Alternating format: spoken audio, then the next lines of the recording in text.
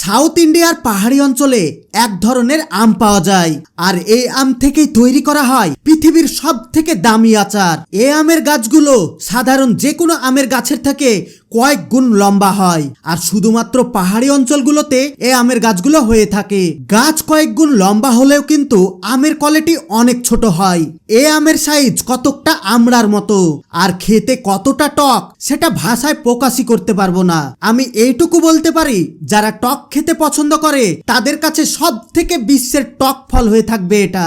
এবার চলুন মেন পয়েন্টে, কিভাবে এই আম থেকে আচার তৈরি করা হয় এক ঝলকে দেখে আসি। এখান থেকে আমগুলোকে পেড়ে সোজা ফ্যাক্টরিতে নিয়ে আসা হয়। তারপর সমস্ত আমগুলোকে ডাল থেকে ভেঙে এক জায়গায় গোছানো হয়। ডাল থেকে আমগুলো ভাঙার সময় বোঠার গোড়া দিয়ে এক ধরনের আঠা বের হয়, আর এই আঠা তারা কালেক্ট করে রাখে, কারণ এই আঠার মূল্য অনেক বেশি। এই আঠা